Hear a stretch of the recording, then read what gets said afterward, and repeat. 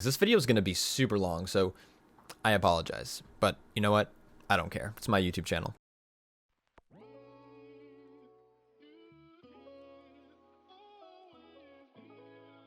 Hey guys, what's going on? Shah here, and today I actually put out a poll, my first poll ever, first post ever, I think, on YouTube, just saying that I'm stoked for the Mythic Plus season, as I'm sure most of you guys are. And the poll included which zone dungeons you guys want me to cover. So it looks like Bastion actually took the lead, not by much, and I will be covering all the zones, but I was more or less which one should I do first. So today in this video, we're actually going to be covering both of the Bastion dungeons.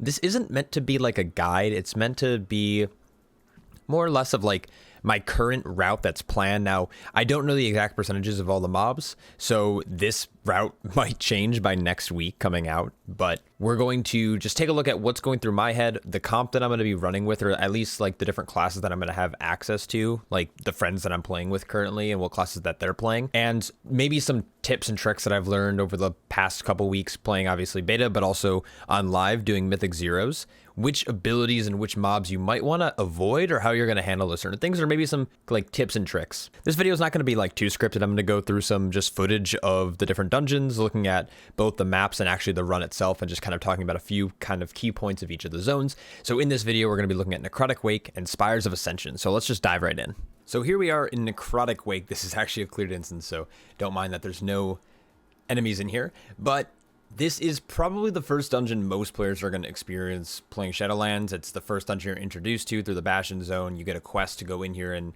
kill some of the bad guys and the boss mobs. So you're probably mostly familiar with this dungeon.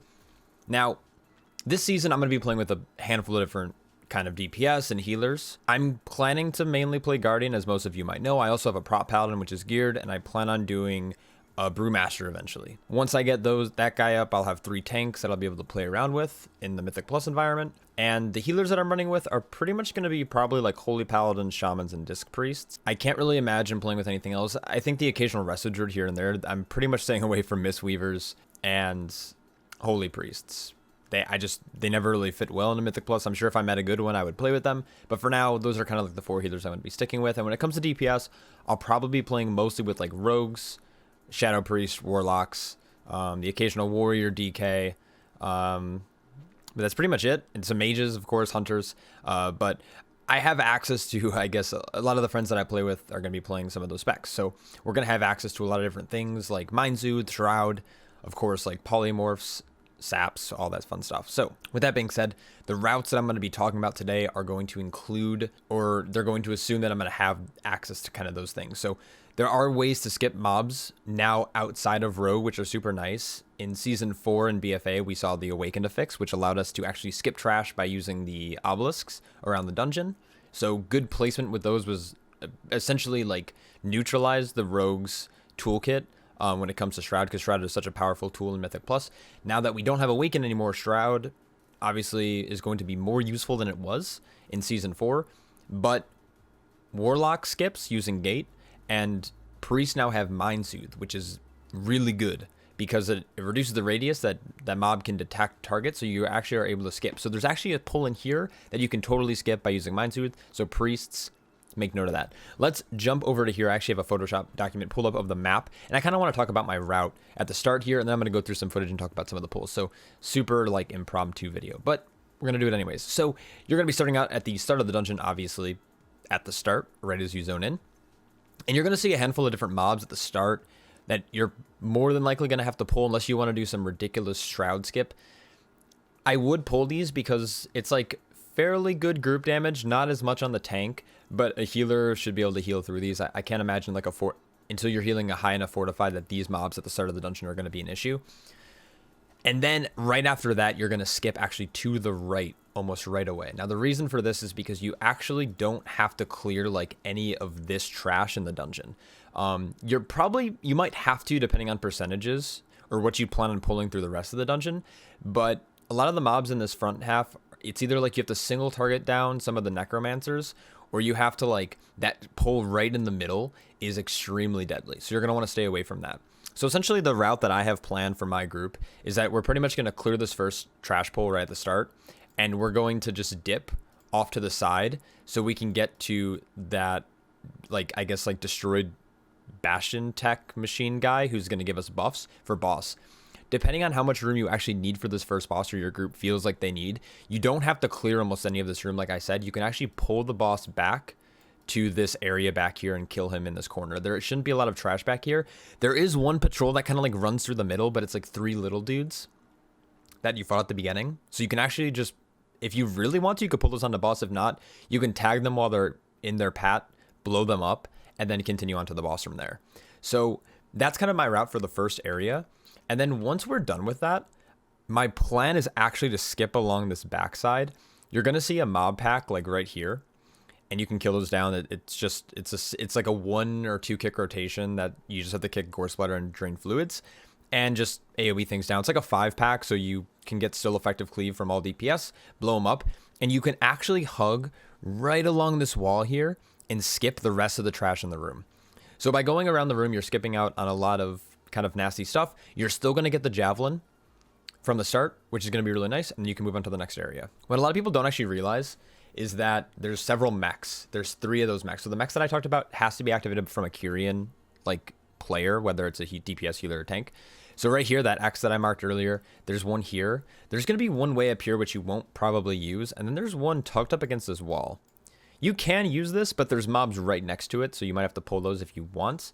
But if you pull those mobs, you might be able to skip around the edge all the way. So once we clear this first area, I actually don't really plan on using this because I don't think those would be in the route. They might be. I got to see how percentages are going to work out in the future. But again, this video is being recorded before Season 1 opens, and we don't know exact percentages yet. They were on beta, but those could be adjusted at any time. They could be being adjusted now by Blizzard, so we don't exactly know the exact route yet, but we have a fairly good estimate. So I'm going to make these kind of small tweaks once the season begins and we see what kind of percentages are each pack yields. But until then, we won't really know. So let's try to go back to the same orange. I doubt I can make it. So the plan here is to kill this Necromancer pack. You can do it fairly easy just by blowing up the Necromancer. Once you kill him, all the ads die. And then you make your way right over here. The tank should probably pick this up.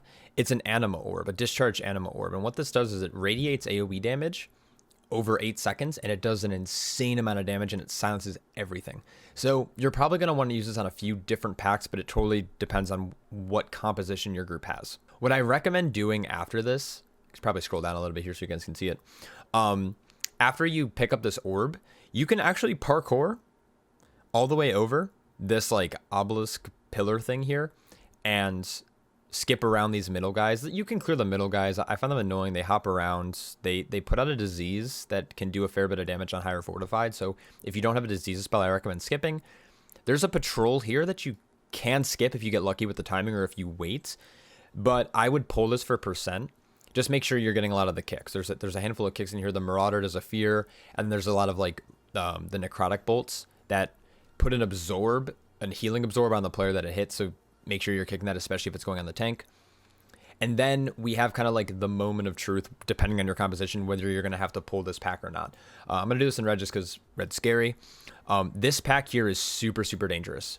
There's 3 guys who are going to cast the necrotic bolt, and then there's like a mini boss. There's 2 ways to handle this pack. Obviously, if you can skip it, you're going to, but let's talk about if you can't skip it. This is where you're going to use this Anima Orb on this pack here, because this guy needs to die. You're going to actually, it's going to do a lot of AoE damage. It's going to keep them all silent, so it's going to give you a lot of burst potential at the start of a pull, and you're going to want to make sure you prioritize like a kick rotation if you can, but because there's so many casters, you're going to just try to pop cooldowns on this pull. Now, if you have a Disc Priest, or I guess a Priest in general, if you have Holy Disc or Shadow, you can Mind Soothe one of the mobs in the pack, and you can skip past them.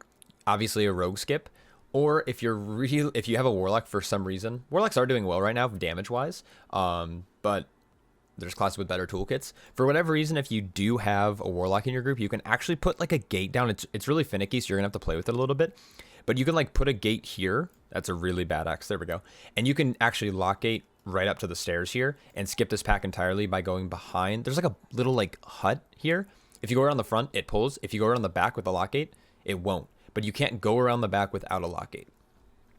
And then, like, for the Mind Soothe, I should have mentioned it. It's the closest mob to the outside, which is also the mini-boss. I don't remember his name off the top of my head. I'll go through some footage, though, to show you guys. You're going to actually want to Mind Soothe this target here, and then you could just walk around the edge. And because of that, you're going to be able to grab two of those, two more weapons, I guess, that the dungeon drops. So similar to the discharge anima orb over here. Oops. I guess we'll just do white. There's actually going to be a hammer right here that you can pick up as you're walking by if you have a Shadow Priest. And there's a javelin on this side, which you can pick up as long as you get past this pole. If you're skipping it, you could pick up a javelin on the other side. So the javelins are probably the best bet, but hammers work too. Note about those weapons, though, you can stack them. But the most recent weapon you pick up is the weapon you have to use first. Unless there's a way to swap it, which if there is, let me know in the comment section below. I don't think there's a way to swap it, but if you pick up the hammer, then the javelin, you have to use the javelin first before you can use the hammer. If you pick up the javelin first, vice versa, you have to use the hammer first and then the javelin. So that's how that will work. Once you skip past this, the next part of the dungeon is actually pretty straightforward. Not really. I guess we'll keep talking about it. So next, you'll actually... There's two Marauders at the end of the bridge here. You're going to pull them, assign a kick to each. You're going to need one kick. Just one kick. So I don't know if a range can cover it. I want to say it's like an 18-second timer between casts. But they cast an AoE Fear. So just make sure you kick both of them. If not, you're feared for like 4 seconds, which could be bad. If you get feared backwards, it won't matter. But if you get feared forwards, there's a lot of different like packs and patrols over here that you don't want to get feared into. So you'll kill the two here. And then you can, if you watch where the patrol is, there's like a giant patrol mob that actually patrols back and forth right here. You're just going to skip around the edge and pull whatever's here. So if you pull over here, there's going to be a hammer. And then over here, there's another javelin, which you're going to want for later on in the dungeon. And there's some like a bunch of like little mini guys that you could blow up. If you have any classes that have uncapped AoE, they're going to love this pull every time. If not, just kill them as it goes. So this whole edge you can pull. Just be careful because this middle pack, they do this weird like V-shaped patrol. So when they like come out here, so when they're coming out here, you want to like be up against the wall, either on the north side of the dungeon or on the south side, never like towards this middle part. If you can even see that, I don't even know if you can see it on my screen. You just want to make sure you're towards the edge. Once you're done with that, you're going to jump over this wall here, and you're going to pull this last Necromancer pack. Now, this is a scary pull. You're going to want to use something here to defend your group. Few options. If you skipped this patrol here, or this pack, you should be using the Anima Orb on this pull up here. If you had to do this pull and you use the Anima Orb already, I recommend stunning the Necromancer with a hammer to make sure he takes a big chunk of damage and he's stunned for 8 seconds. A lot of the damage is going to actually come from the ads around him because there's like 6 or 7 ads there. Back a little bit. If you can spare someone's slot, or if you can spare someone not doing a lot of damage, which typically the tank could pick this up, there's a shield. And the shield is an AoE 50% damage reduction for 8 seconds, but it's channeled. So you can't do anything during that time. But as a tank player, like that's the best mitigation you can have for 8 seconds. So channeling that isn't going to be a huge issue. And unless you're like a prot paladin, you're probably not doing a whole lot of damage in that pull. Or you can burst, like Elysian Decree if you're a Demon Hunter or something like that, or Divine Toll, obviously, or any ability that your class has. Use that, grab aggro or whatever, and then pop the shield to defend your group. That's how I would deal with this patrol, or this pack. I keep saying patrol. This pack in general. You're going to want to use one of the weapons on it, whether it's hammer, whether it's shield, or whether it's discharge anima. Discharge anima is going to be your best bet. Plus, it feels really good to be a tank on the top of the meters, or any player on top of the meters. And then you're going to head into boss room. What a lot of people don't know is that there is another discharge anima orb behind the body, or behind like the carcass, whatever it's called. I don't even know what it's called. There's like a dead anima guardian dude that it looks similar to the Kyrian buffs. He's laying on the ground, and behind his body, which you can just walk through, there's another discharged orb, which you can either use on the boss fight if you feel like you might need to, or you save it for when you're up in the necropolis. That is a really good weapon. You don't have to pick it up right away. You can do the boss fight first if you feel like you might wipe, because if you do die with any of the weapons, they're gone. They're permanently gone. You can't pick them back up. They don't drop onto the ground. They're gone. So being clean in this run is very important. This dungeon reminds me a lot, not a lot, but it's similar to how Mechagon was, Junkyard, where if you're clean all the way through, it's a very fast, effective dungeon. And it's very clean. You get a lot of cool buffs from all the different weapons. And if you have a Kyrian in your group, you get a lot of cool damage, like a nice little damage boon from these Guardian dudes. But if you're not clean with your weapons and you die a lot and wipe a lot, the dungeon becomes like an absolute nightmare. There's a lot of magic damage, magic heal, and healing absorb. There's a lot of physical damage that goes into the tank. There's a lot of tank buster abilities. So if you're clean and you know what to prioritize in each pack, it's really, really clean. I'm not going to talk about this boss. He's pretty straightforward. He's going to just frenzy, hit the tank in the face, cast a couple of bolts, and spawn adds. Adds need to be kicked at all times. If you're a range, kick the range adds to get them into melee and blow them all up. If there's ever a volley cast, make sure you're kicking that because that's going to do a lot of group damage, especially on like Tyrannical. I don't know if those ads are scaling with Fortified or Tyrannical yet, but it's a lot of damage either way. So just make sure you're getting those kicks. All right, so right after that, we're heading up into the Necropolis once you defeat the second boss. This room, you can't skip any trash. And that's why being precise down below with your trash percentages is going to help you in this room, because it feels so bad when you're like in this room and you cleared half of it and you're at 100% trash count and you're just like, great, now we have to just kill a bunch of pointless trash. It's like, it's kind of wasting time, but it's not, because it's all RP based. But you want to get your run to be as fast as possible, obviously. So making sure you're getting through this room fast and effectively and have proper trash percent coming up here is going to be key. So let's try to get back to orange here. So you're going to land right at the start here. Now, how you're going to pull this room is kind of up to you. If you have a discharge anima orb, I highly recommend trying to get as many packs together as possible and blow them up with that anima orb. It's uncapped AoE, so the more you pull, the more damage it's going to do. It's going to silence everything, so there's going to be no cast getting off. The only thing you have to be careful of is actually surviving all of the hits. It's a lot of damage if you're a tank. What I've been doing as a guardian, I've been pairing this with survival instincts. It lasts for 8 seconds. It's a 6-second AoE, or an 8-second AoE. Survival instincts is for 6 seconds. So I run in, I pop orb, and like 2 seconds in, I pop survival instincts, and I'll train out of that. Like I'll end that survival instincts with a bark skin, or I'll have incarn up, because the anima orb doesn't affect your aggro. So unfortunately, you're not going to have like perma aggro from using it. When I normally get up here, I'm not sure if the pats are set when you kill the second boss or anything like that, but as soon as I get up here, there's 2 pats. One pat goes in a complete circle around the room. It's like a bunch of little like limbs that are crawling around. And one pack does a U shape. They just go from each pack, and then as soon as they hit the end here, they just like turn around. Wow, is orange hard to see? I can't even tell. Let's go back to like blue, I guess. So being aware of that is really important. Typically when I get up here, at least what I've noticed doing like Mythic Zeros and on beta as well, is when you get up here, I'll pull this corner pack, and then I'll pull both patrols if they're overlapping in the middle. The hands kind of fixate on random targets, but they don't have a lot of health. They're not elite, so you can like blow them up really, really quickly. And then if you can get the pad as well, the other pad that has like the big boys in it, you can blow them all up like right in the central location. Your range could stay far back, right where you're spawning at, to keep max distance, and making sure they're keeping interrupts on drain fluids once your anima discharged or discharge anima orb fades. If you're really feeling ballsy, you could just pull this whole side, but be careful, because some are like physical casters and they're not necessarily going to be silenced, and they're going to like throw flesh at people, and it's hard to get them like paired up, and that might be a little bit too much damage in higher key settings. But if you're effective with your crowd control and using the discharge anima orb, you could blow them up pretty quickly. If you don't have that orb, you need to be careful of where the patrols are at all times. Like I said, one goes in a U shape and one does a full circle. The full circle group is non-elites, like I said before. You can probably pull them into any pack and just blow them up. I always like to clear this room counterclockwise for whatever reason. There's a reason for it though. Or no, clockwise. What am I saying? So the reason I like to go clockwise is that when you end here, so when you end on this mark here, the next thing that spawns in this room, because there's like a role-playing session, I guess we can call it that. You have to wait for things to spawn.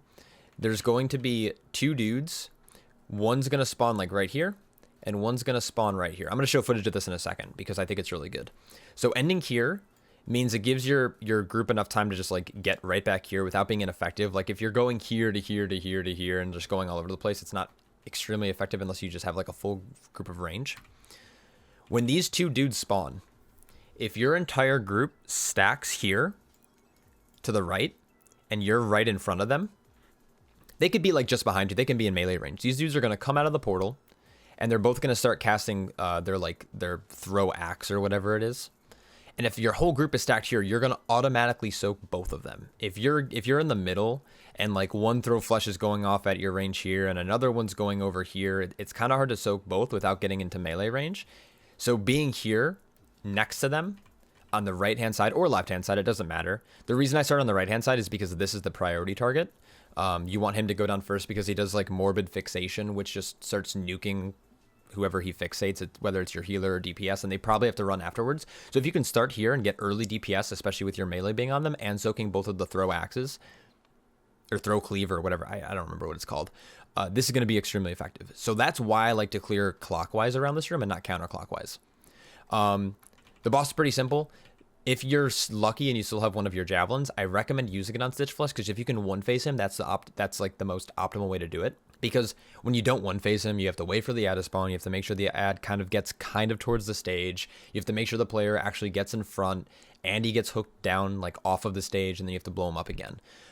So any kind of boss with like a burn phase and like a not burn phase, you want to try to get as much damage in or get the kill in that first phase. So using like Kira with Javelin might be a good idea here. The last boss isn't too sketchy unless you're like standing in stupid shit. So that's how this room is done. And to end it, I guess we'll jump up to the last floor just to kind of talk about a few positioning things. All right, so this last boss is actually one of my favorite bosses. I like the design of having multiple platforms, and people have to like kind of know what's going on to do this fight. For tanks, it's kind of hard because it's actually a fairly small platform compared to how big the boss room is. If you don't know, if you're a DPS, you're going to get exiled down to one of these sides. If you haven't done the dungeon yet, if you're a DPS, you'll just run up, dodge the little like things that are falling on the floor, kill the guy, and then you get sent back up. When you get sent back up, make sure you're dropping your debuff properly. When your debuff expires, it's going to drop a pool of ice on the floor. It does damage. It covers the floor. It's going to make a mess. Just don't drop it in a stupid spot. Let's get rid of those. Let's just talk about positioning really quick. So I found that it's best to position him not at the edge of the room, because you need kind of room to kite, but kind of like at the edge of these like little, I don't know, points on this star object thing. Because what this does, it allows the melee players to kind of, you know, let's just say he's being tanked. Oh shit. What did I do? Let's just say he's being tanked where he is currently. I should click on this layer. You're going to be positioned here almost up against the wall, but not really. As a tank, melee can position around, which gives them a lot of room to run during his little like barrage. And you're able to just run along the back wall. Also, if a melee player does get rooted, you're able to kind of shift out without dragging the boss all over the place, and it gives range enough room. Hey, look, a smiley face. It gives range enough room to pre-position out for the same route, so they can get dispelled almost immediately. Certain things do break the route that he puts on players. If you have a paladin in your group, you can actually pre-freedom it. If you freedom after the route's been applied to the player, correct me if I'm wrong, but I'm pretty sure when I was doing this earlier, or the first week, it didn't work. If you freedom them once they have the debuff, it'll still root everyone in the circle. But if you freedom them before the root cast finishes, it'll go on them, but it won't apply at all. So if you can watch his cast and like snipe, he targets the player too. You can snipe a freedom and not to just ignore the debuff completely. Shifting out of like your form as a druid. So if you're in human form, you could shift into cat form to get out of it. Same with like moonkin and ferals. Obviously, guardian, you're not going to get rooted unless the dispel goes off early. So you primarily don't have to worry about it unless your group is dumb, if that's even polite to say. So you're going to want to make sure you're kind of just up against this back wall here. That's pretty much the strategy that I use to tank on this fight. And then you won't want him in this corner though, because this is where the exiled players are going to come up here. And you want to drop debuffs kind of like up against the opposite wall. So you would, let's just say like you rotate this, 90 degrees. You want to drop here, boss is being tanked over here, with range spreading out appropriately on either side, with melee being on either side of the boss. So pretty easy. Not too much to it. All right, let's jump over to some footage, and I just want to kind of walk through a few things. This video is going to be super long, so I apologize. But you know what? I don't care. It's my YouTube channel. So one thing I want to note. So this is just, we're just doing M0s, so no judgment here. That's obviously not a high key because, the season's not out yet. So at the very start of the dungeon, you can actually root this first harvester, and there's a hammer right here. It's kind of hard to see, but there's a hammer that you can pick up. What I've normally done as a night elf, obviously Alliance are going to have an easier time doing this. You can root this guy, stealth up, grab hammer, takes you to stealth. This guy will aggro, and then you run back and just shadow meld, and you'll have the hammer. You have to do this after the key starts though. So if you don't mind spending a little time doing this, if not, you could simply just have a rogue go up and sap it, and you can just walk up and grab the hammer. The hammer is going to be good for some priority stun later. You can use it on the boss to get some extra damage. You can use it on a certain mob you need to lock down or you don't have kicks for. Hammer is super, super good. So, like I said, I plan on doing like skipping as much in the first area as possible. I did mention that I would normally pull this, but we did have the luxury of 2 rogues, and we're kind of speed running this for just M0 loot. So you're going to see us just shroud here. What is nice is you're actually able to pick up these javelins here, or weapons, while being shrouded, and you won't aggro these. So our healer here is in stealth, but he's also in the shroud too, and we're able to just kind of sneak on by all of this. So these are pretty rough packs to do. But like I said, that's our strat. We want to get to this Goliath as soon as possible, and you're able to pull back. But like I said, there are a few patrols. This pack up here is going to patrol back and forth as you watch the screen. It's not super fast, so you can tag them pretty easily, if they're between packs, or you wait till they're off a boss. And there's like these speedy dudes over here, just like spurg out all over the place. You don't really have to pull them at all. They probably won't get pulled during the fight unless someone really whiffs one of their AoE abilities, and then you just go right into boss. So pretty easy there. What we do is we use the Goliath with first javelin, and then after javelin is out, because he's taking increased damage, I throw the hammer to get some big damage out. Following that, like I said, you just jump right up on the edge here. So I'm checking out loot. There's some patchwork soldiers here, pretty easy to get through. Just blow them up. Watch the harvesters, because they have some nasty kicks, but I think you'll need 3 or 4 kicks for this, but obviously having a lot of melee is going to be super beneficial. Like I said, afterwards, you can skip right around through. You don't need a shroud or anything. If you really are feeling kind of sketchy, you can, there's like one of those dudes way down in that corner there, as you can see. Again, you could go into stealth if you need. You can shroud if you really feel like you can spare it. We're going to be using it later in a second here. Or Mind Soothe if you have access to any of those abilities. Up here again, Necromancer, you're going to want to blow this guy up as fast as possible, just because these guys are immune to dying as long as the Necromancer is alive, and then kick volleys as much as possible. Volley did get off there. As you can see, even on an M0, we're under geared though. It's going to do a lot of damage. To group, it's magical damage, it's frost damage, it's going to slow them. We're not kicking any of the volleys because I guess we're lazy, but again, we are trying to speed run this. We'll go forward a little bit, and then you go backwards a little bit. Pack dies. The Anima Orb is right here. So as you can see, it's this blue orb. You can click on it, you can interact with it, and it's going to give you this extra action button down here. I don't think I mentioned that earlier. The extra action button is what you're going to have to use it on. So like I said, this is the pack that we're going to pull. Make sure you're getting a lot of kicks. All of them will need kicks. The Necrotic Bolt's not as bad, but you definitely don't want the fear to go off. And then once this pack is dead, sorry if I'm skipping really fast. I'm not really going to talk about everything here. I'll do that in later videos. So you're able to shroud here. But like I said, this guy, so Narzuda, he's the dude you're going to want to Mind Soothe if you're a priest. Warlock gate skip, like I said, like there's that hut here. You're going to put like a gate here, right where I'm pretty much standing, and you're going to put it right up on the bridge, and you're going to be able to like skip over it. It's a little finicky with just movement in general, so you kind of have to like stutter around to try to find like the sweet spot. It's similar to how the free old skips worked. If you ever ran with a lock in BFA, though, is pretty much a dead class in Mythic Plus. I had the luxury of running with a really good one though, so I got to do it often. We decided to pull this even though we could have maybe made it through a shroud. As you guys saw a few seconds ago, it's kind of hard to see on this, but you can see the guy behind him, the skeletal monstrosity. He is right here up in the corner. This guy is the patrol. He pats more against the wall than in the middle, so you could pull these guys back. You can pull them like down underneath me backwards, kind of where I'm backing up to. But you want to assign 1 kick to each mob. Pretty easy. Not too much to worry about. There is a gruesome cleave. Just don't be in front of your melee. Backing up, like I said, we're doing a mass pull here. This is where the people who have uncapped AoE, like your Rat Paladins, are going to like just absolutely love you. Just be careful on aggro. Guardian Druids also have uncapped AoE during Incarnation with Thrash spam. So that's a lot of fun too.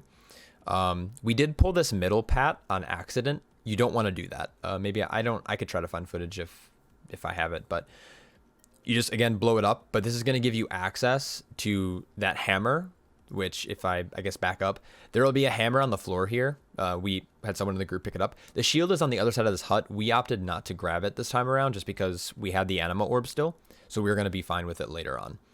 And then skipping forward, running into this, like I said, use something here, whether it's a shield, whether it's a hammer, whether it's an anima orb. But you can see my DPS in this bottom corner here. I'm just spiking up to like 20k, and I think this is going to scale with key level.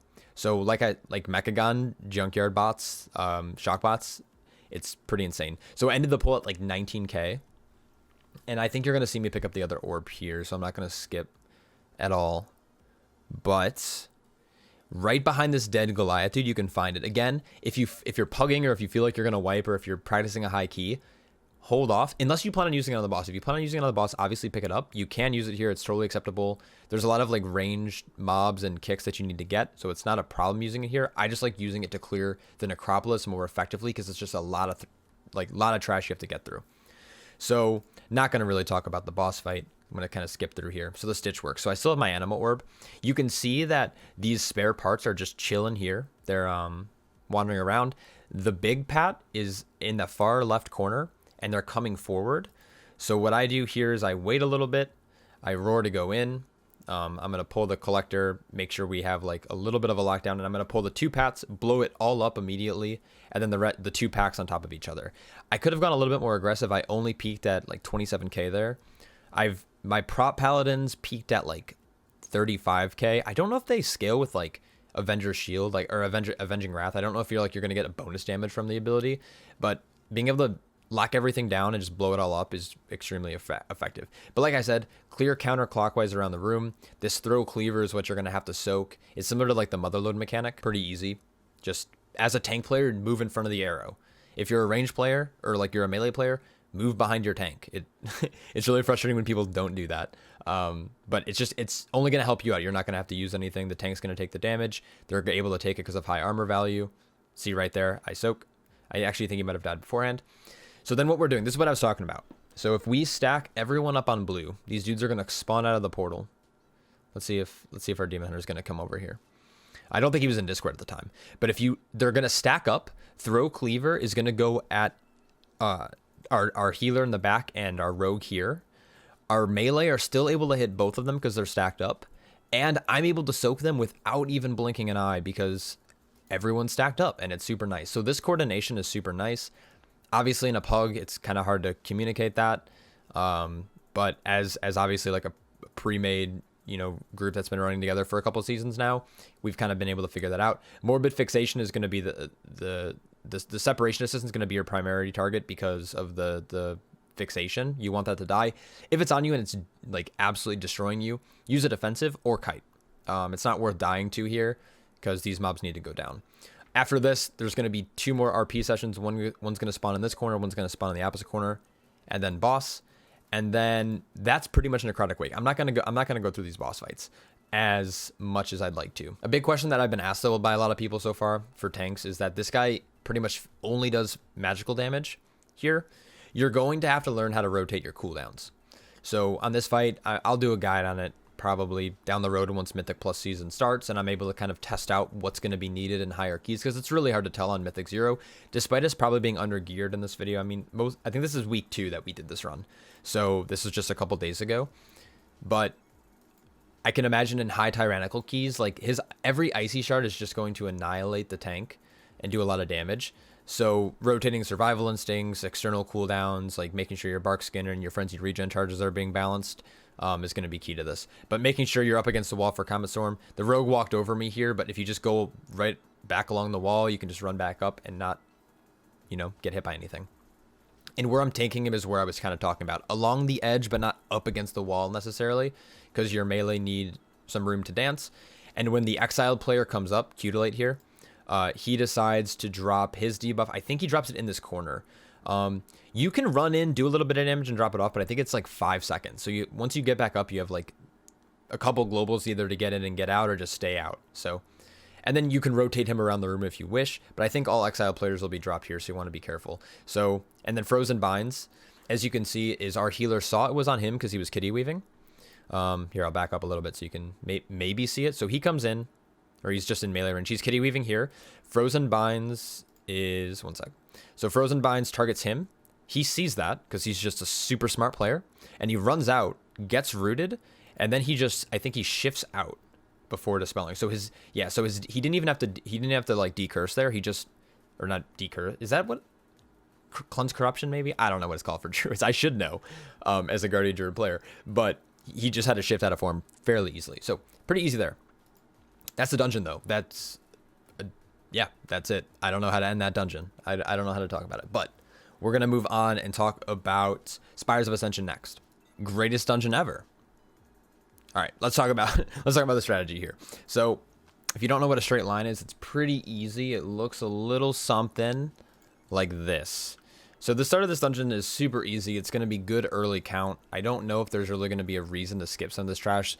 On beta testing, the trash count of this dungeon is actually pretty straightforward. There's, I guess, more or less like knowing what mobs you should be kind of like watching out for, buffs you should be looking out for, and maybe if there is that one spare pack you can kind of skip around, which side you should do that. Another thing is there's a way after the first boss, you can actually split 2 different ways, and you can, based on actually like how your group's like composed, with different like how the composition is composed with like different melee DPS or range DPS or priority damage or what healer you have, you can kind of pick which way that's going to favor to your comp. So we'll talk about that mainly. This first part of the dungeon is pretty straightforward. You can just pull as much as all the way up to the first like little like lift here at the end. A few things to watch out for, or I guess a few notes. I'll try to show a video of it to talk about like the exact thing, but there's actually a buff that the enemies will put on themselves, and if it's purged, that buff is actually now able to be picked up by a melee player, and your attacks are going to do like mega increased damage, like as holy damage. So picking that up is going to be really good for melee DPS or any kind of healer that's going to be doing any kind of physical damage or like melee damage. So Holy Paladin, any kind of Resto Druid who's going to be doing any kind of kitty weaving, and then obviously like Resto Shaman's Primal Strike. So I can't even say that with a straight face. So I'm going to show that buff in a video, but we're going to actually just start talking about some of the other parts of this dungeon. So this like layer 2 is going to kind of be the big area that I think a lot of players have the most questions about, like which side is going to be best. I don't have the answer for that. Well, I kind of do. We're going to try to talk about that here and dissect what's going to go on. So the very first pack you can pull, it's kind of dangerous. There's a lot of mobs in this first pack, a handful of casters. Rebellious Fist from those Goliaths have to be kicked. It does a lot of group damage, especially in high fortified keys. There's like heals that go off. There's some like just general magic damage that needs to be kicked. The kick priority is probably going to be Rebellious Fist. I think you need 3 or 4 kicks before he does his recharge anima. So when he does that, then you can just prioritize him and blow him up. But a lot of this dungeon is going to be just like making sure everything dies. It's going to be pretty healing intensive for healers. Tanks are going to be taking a lot of magical damage. There's a fair bit of group damage if it's not handled properly, but if DPS are like on top of their game, making sure they're dodging things and locking things down, it's a fairly, I would say, like one of the better dungeons to run. But percentage wise, it's kind of hard to talk about. So the big question here is that you have 2 routes. You have route 1, which is going right, or you have, I don't know, route 2. This is, I don't know why I spent so much more time on this side than I did this one. You have essentially 2 routes. You have orange or you have blue. You have left or you have right. The best way I can describe this dungeon, or which way you should go as a tank player who's trying to figure out your route, or a group who's trying to figure out which way you should go, is that this side here is going to be a lot better for any kind of class that can do pure cleave or priority damage. So let's just say like you have a Demo Lock or an Arcane Mage, or I don't know, a Fury Warrior, Unholy DK. That's when this side, why am I bad? That's when this side is going to be much better to go to.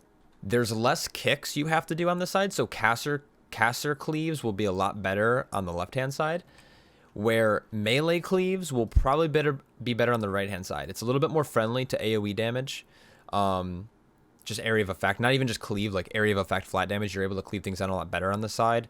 There's more kicks that need to be locked down, so if you have casters, I recommend going to the left. But if you have a good melee comp and you have really good like AoE, this is going to be the side. The reason why I'm saying this is that the left-hand side has more of the squad leaders, and the squad leaders reduce the damage. It's like an aura that they put out. It reduces the damage that all nearby like enemies or allies, I guess, on their side are going to take by 50%. So area of effect damage, just pretty much not a thing. So you have to either have cleave, physical cleave, or you have to have just priority damage to blow up the squad leader so you can kill the rest of the pack. That's why I think I prefer going to the right side, despite it might be maybe a little bit more unfriendly to missing a kick. This side I find to be quicker to get through, unless you have the priority damage to get through this side, because there's a squad leader, if I'm not mistaken. Correct me if I'm wrong. I trust going literally off of memory. There's going to be a squad leader right at the end here in this pack. There's going to be a squad leader here, and then there's going to be a squad leader patrolling here and a squad leader here. Where on the other side, it's the name of a dungeon. On the right-hand side, you're going to have a squad leader up here, and you're going to have a squad leader here. So you have 2 less to deal with, but you have 2 additional, I think, Goliaths on this side. So on this side, you're going to have a Goliath, I think, here in this corner, and I think in the patrol. I think, if I'm not mistaken. There's at least one in that corner. I know that for sure. I pulled it like an hour ago because I was farming my Retribution Legendary. But on this side, there's going to be a double in this pack here. There's going to be 2 of them. And then there's going to be 1 up here. So having 2 of them in a single pull is really, really dangerous. So you're going to want to be careful of that. So again, that's why if you need melee kicks, period. Like you need like a full melee group, or maybe like if you have a Resto Shaman, like that additional kick is going to be super beneficial. Or if you're a prop paladin, this side is also really nice because you can just avenge your shield, and then you can bash, or you can use your divine toll. And then if you have that one talent, I don't remember the name of it, where you can keep throwing shields all over the place all the time. This side is going to be much better for you. That's kind of the big difference. They yield almost the same percentage. So when it comes to percentage value, it doesn't really make the difference. It depends on your group's composition entirely. I like this side better, but that's because I normally play with like more coordinated groups. When I pug, I normally go to the left-hand side. So that's that area of the dungeon. All right, so once you defeat that boss, or the second boss, which I'll talk about a strategy in a second. I might go back to it, actually. You know what? Fuck it. I'll do it now. So coming back to this boss here, this boss is... All right, so I guess I'll just go. So tank positioning is interesting because you have to rotate around the room in a pretty proper manner in order to make this boss work. So you really want to abuse the edge of the room with this because distance is key. The further you are away from the boss, as a range player, the easier it's going to be to dodge like the little dark missiles that are coming out. So you, depending on what side you come from, you'll want to pull the boss to whichever corner you're in, right? So you're going to pull her here, and as soon as she does her charge, she's always going to charge a range priority. If there's a person in range and or a range player, she's going to charge them and put the bleed. As soon as she charges, you need to move because that's when those like little dark missiles are going to spawn. You want to rotate around the room roughly 30 degrees. So let's just say you start on this first green dot down this corner. I think you can kind of maybe see it. We'll back that up. So if you start on this green dot, as soon as this boss charges, you're going to move to about here, right? And then she's going to charge again, and then you want to move a little bit further than that, probably to the other side, maybe more like 45 degrees, I guess. I'm not good at math and stuff, so I don't even know if that's accurate, like degrees. But then when you're taking it over here, it's going to be much easier for range to position to dodge these like little beams that are coming out because they can position themselves, range can position themselves on the opposite side of the room, and there'll be a sweet spot where they like will kind of pass over each other and miss, and there's just going to be a spot where you can stand and turret, which is going to be the kind of the key factor of this fight. So trying to keep these as close as possible while also giving melee enough time to be able to dodge is going to be key. If you drag too far, like if you drag from here all the way over to here, it's just going to be a mess once the phase starts. You're going to have to be like strafing left and right and dodging all the time, and it's unnecessary damage that you can avoid. So that's how you would do that boss. I'll have a full-on guide in the future once like Mythic Plus is out and I can actually practice this a lot more, but being able to run it once a week essentially on mythic difficulty is really difficult because I can't like sit there and like keep theorizing how to do it. Plus the damage scaling isn't that great in M0s, especially with now being full M0 geared. Most of the bosses just like fall over in one phase. So I'll talk about it in a future video. So hold me to that. This next area is interesting. Percentage wise, you're probably close to 100% and you might not need to actually kill everything going up here. There are 2 really nasty mobs called Hellions in this area. There's one by itself kind of chilling in the middle, and then there's going to be one in the next pull. They do a lot of AoE damage on top of also having a Goliath in the second pull. If you can skip that pull, that's going to be preferred because there's just a lot of damage. There's healing that's going to come out from the Warden. So you want to lock down as much as possible. So I recommend if you have the damage or have the time, you could do this Hellion, and then you can skip this pack with a Rogue if you have access to a Rogue. If not, you're going to have to clear this first pack here. There's a 3-pack here, and then there's going to be a 3-pack at the top of the stairs. And then after that, you can actually, I love how I keep using different colors for all this. You can skip around the very edge of the room to like here. That's a horrible X. Why am I so bad at this? To like here. And and you will be able to skip, like there's a pack here, and there's same on the other. You can go either way. Either way, it doesn't matter because the packs are pretty much the same. There's 2 wardens on either side. The wardens, if they get off their greater mending cast or greater heal cast, it puts a buff on them that their next autos are going to like heal their allies and do additional holy damage. If they get that, kick it if you can. If they get it off, stun them, and I like do what you can to try to blow them up. But being able to skip those is going to be a huge time saver, and then you can just clear across the middle. Now, what a lot of people do is they get to this point, they defeat the boss, they get back to, they go up, and they're like, oh no, we need more percent. You do get a lot of percent from the mobs up top. I want to say it's close to 10%, but I need to double check that, so don't hold me to that one. So if you can pull these 3 and then skip around, like these green packs here, if you can skip around these 3, that'll be a huge time save. You don't need this full room for the boss. You need pretty much this area, and that's it. And I'll show you guys how to do that in a video in a second. Lastly, you'll go up to the top floor. There is an order you can pull them in. It's honestly up to your group. It depends what your healer's comfortable with, but you can kind of pull them in any order you'd like. I prefer to start with the charged spear because the damage is avoidable and it's like easy to dodge. And then you pull the one that does just pure damage over time.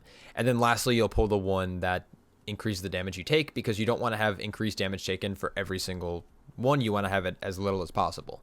So I do dodgeable mechanic first, followed by non-dodgeable mechanic, but just kind of like a healer throughput. And then lastly, I do the one where we need to probably spend cooldowns. So, all right. So this time I'm on my protection paladin for this run. So just get you a little bit of different kind of content. This first part, like I said, like you could probably clear the whole thing. Percentage wise, it's not going to put you like crazy over. It's actually going to get you a good amount. Most of these mobs are actually pretty easy to handle. You don't need a lot of kicks here. There are some priority kicks like the Goliath. It's kind of hard to see, but this big dude kind of walking right in the middle. You can kick him. At the start of the dungeon, he'll actually be petting down the stairs, so you can grab him right now because it's M0. Someone ran in really early, so his patrol is going to be kind of off. What you might see is you actually might see gigantic pulls in this dungeon specifically, because you can pull this pack, and Goliath, and like line of sight right over here by one of like the little pillars here, and get them all in here, especially on a paladin. You have access to Divine Toll, so Divine Toll obviously you can chuck out, get 3-second silences on everything, and interrupt casts. Here though, we're just kind of shooting the shit and talking, so we're not going to be clearing it as fast as obviously you'd like to see in an actual Mythic Plus dungeon. You're pretty much just going to clear this whole area, and when you get to the top, you're going to just like fly up. This next, like I said though, this first pack here is actually fairly dangerous. There's a Goliath, so there's a Mender in here. The imbued weapon that just went off, so this 5-stack, I can't see it because I'm not on a class I can purge, but a class who can purge can actually dispel this. It'll put a hammer on the ground somewhere. Let's see if I can see if it gets dispelled. So it got dispelled. Do you see this hammer off to the side here? So here, let me just back this up, because I think it's really important for melee people to be aware, and it's anyone who can actually dispel is going to be good to be aware of. So weapon goes off here. It gets dispelled, and you'll see this animation. You'll see this like green hammer flying down off from the side, and then you're going to see it on the ground here. It's going to be glowing with that little dark orb that you see with like a lot of different world quests, especially in the Maw. It's there, and if you run over it, which I'm not right here because I was kind of trying to say, hey, melee, go run over that hammer, but no one knew what I was talking about. It's going to increase the damage of your auto attacks by like an absolutely insane amount. So I grab it here. I pick it up. It's going to give you the buff up here. However many stacks were left, it's going to give you, and it's based off of just your like melee attacks. So it's not just autos, it could be attacks as well. And it's going to hit for like a really good amount. You can see here it's hitting for, it's kind of hard to see, but it's 3.2k. Both of the hits hit for 3.2k. So if you get all 5 stacks, it's like 15k free damage that you get, and it really bumps up your single target. So you can use that to prioritize down the Goliath or the Mender or whatever it might be. Boss fight's pretty straightforward. Try to cleave them down if you can. If not, just dodge everything.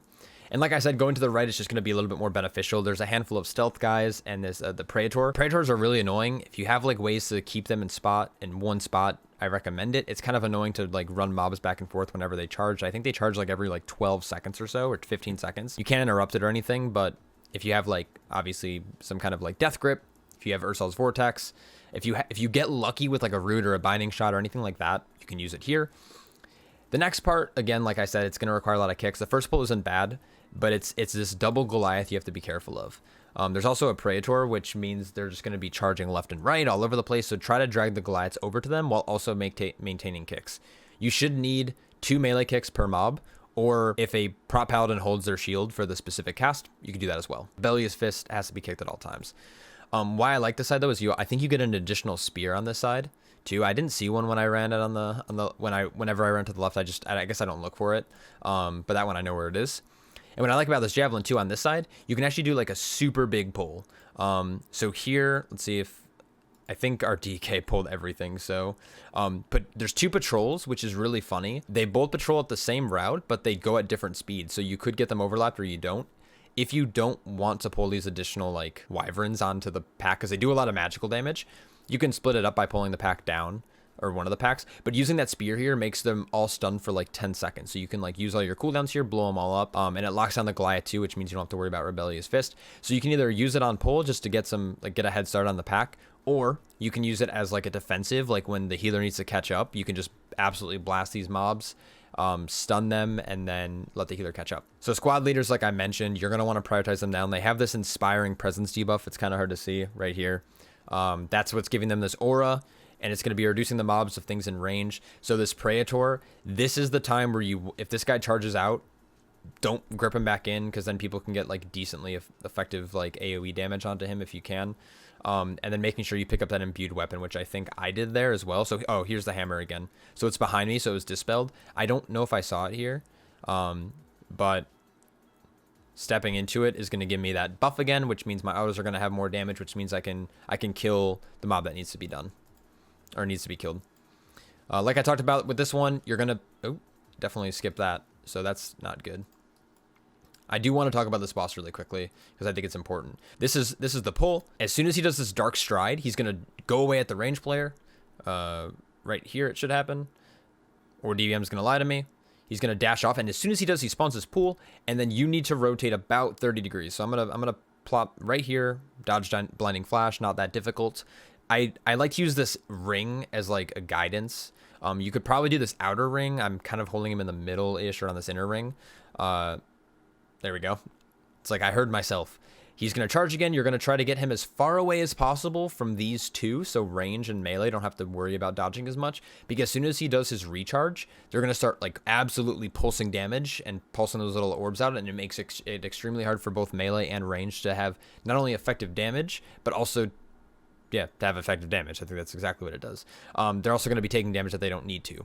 So, and then you could drag him back a little bit, try to stack it up a little bit closer to that orb, and then run back. So pretty easy there. We don't have a rogue in this group, so you're going to actually see us pull everything here all the way to the top of the stairs. And then as soon as we finish off with this last Goliath, we're going to mount up, and we're going to just run around the edge. I always go to the right-hand side. I don't know why. I just like going to the right more often than not.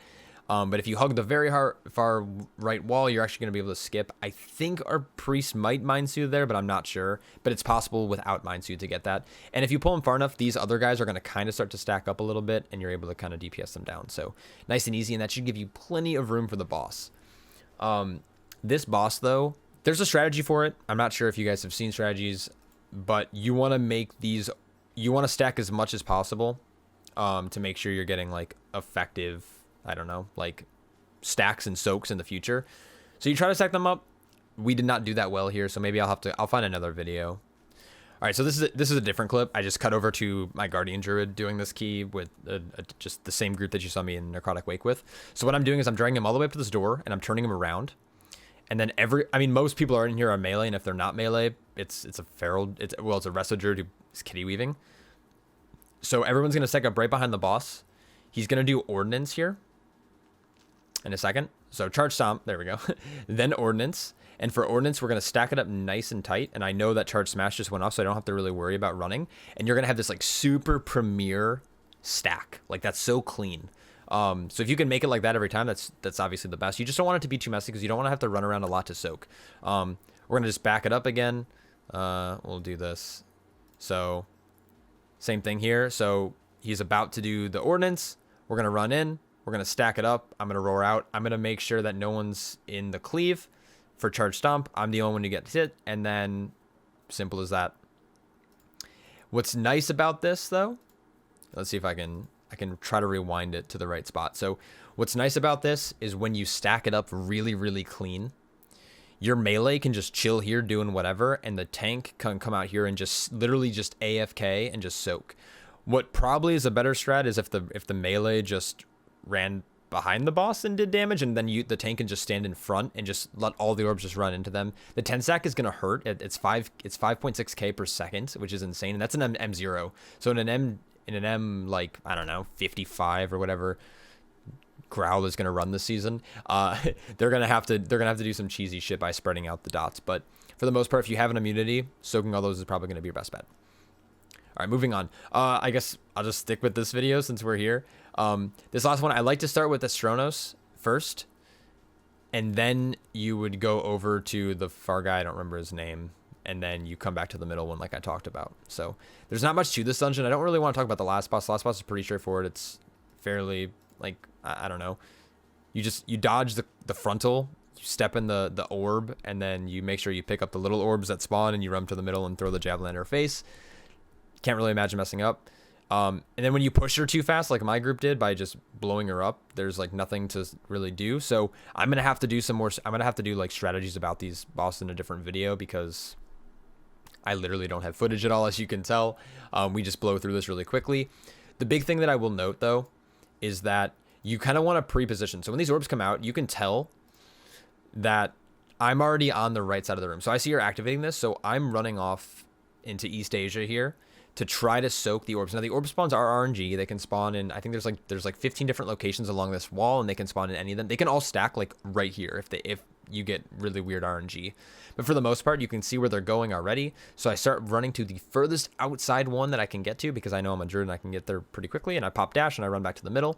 So if your group is smart, they'll all pre-position, even your healer here, because the healing shouldn't get too insane until you start taking some of these stacks of the seed here. And then once that happens, like your healer can kind of plant. Once the last orb is in, you can have someone designated to jump in and throw the spear. This time Zev did. Normally I do it, but it doesn't matter. The only thing that shouldn't happen is your healer shouldn't jump in there, because they're trying to keep everyone alive through this damage. But outside of that, pretty easy dungeon. But that's pretty much it. I don't really know what else to talk about. That's kind of the route. That's the strategies that my group are going to be using. Spires of Ascension is a little bit tighter on percentage, so you can't really skip as much, and the super linear fashion of it doesn't allow you to skip a lot compared to like Necrotic Wake, which is a little bit more of an open floor plan. I'm really excited for a lot of these dungeons. They look so good. Like I said, these aren't obviously like super in-depth guides. I'm just kind of talking about what's going through my head going into season 1. So season 1 opens next Tuesday. And those are the routes that my group currently has planned. We're going to make small adjustments. I'm obviously going to update you guys with those. I'll have routes available that I'll create. I know a lot of content creators, and I know a lot of people. I'm like, you'll be able to find them on Raider.io and Wowhead, and I'm sure watching people's streams. But I hope you guys enjoyed this video. It was really long. I hope you did find it useful and you got some useful stuff out of it. If you have any questions or comments, or I missed anything, let me know in the comment section below. Thank you guys for answering my poll that I put out earlier today on YouTube. I really appreciate it. That was my first ever post, and it was kind of cool to see a little bit of a response there. I was nervous only like 2 people would say anything. I will be doing the other zones over the next couple days, so keep an eye out for those. And then when season starts, be ready for a lot of content, because I plan on creating it. So thanks for watching. Hit that sub if you liked, and I will catch you guys in the next one. Take care.